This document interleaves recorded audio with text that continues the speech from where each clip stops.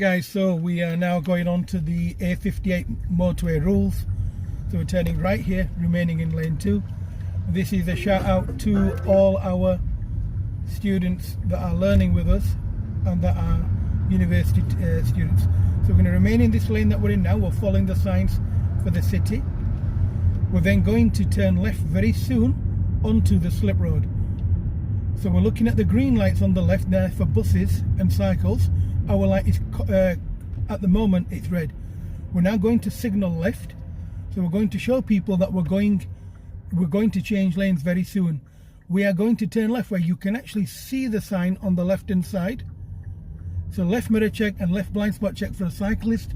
And then coming to the left, and we're going to follow this black car onto the slip road. So left mirror check again. And then we glance at the lights, follow the road round to the left. We're now onto a slip road that will lead on to the first lane of the A58 coming from the opposite direction, which is what we did in our last lesson. So we make sure it's safe. We're looking at this dude that isn't looking in his lane. And now look to the right. If it's safe, we're going to go. So we're looking in the lane that comes from the Clayport lane. We're now going to signal right.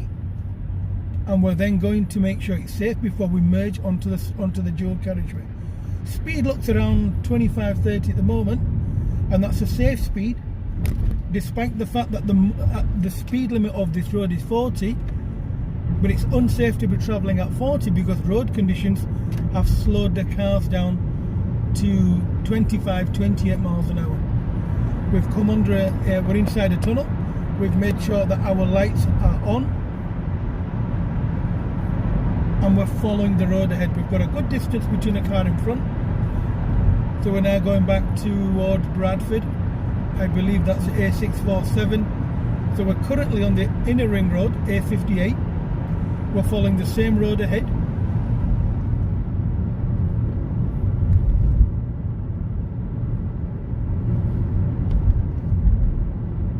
And for all you guys wondering, there's a vehicle on my left, a grey coloured car, a silver, this GC18.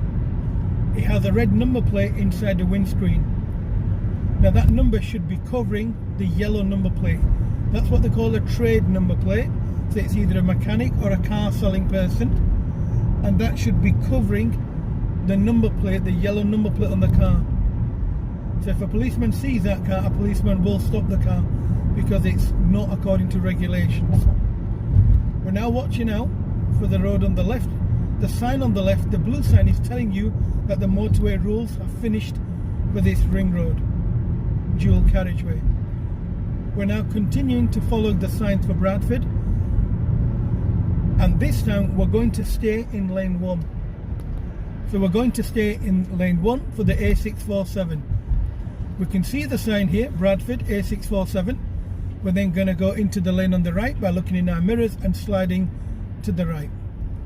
We're now going to look in the left door mirror and maintain our lane discipline by looking at the floor markings. We're now going to stay close to the line on the left, looking at the floor markings remaining in lane 1 of Bradford. So we can see the floor markings, and there's two here. There's two reasons why we've moved into this lane. First of all, I want to show the client how to merge with other vehicles.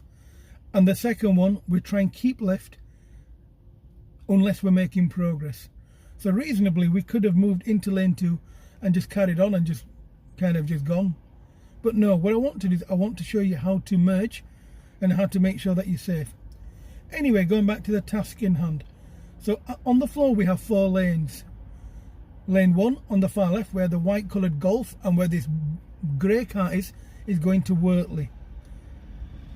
The second lane, as in the one on my left, also goes to Wortley. So there's 2 lanes that go to Wortley where they would merge in turn. This lane that we are in now goes to Bradford. The lane on the right of me, where the taxi driver has just gone now, also goes to Bradford.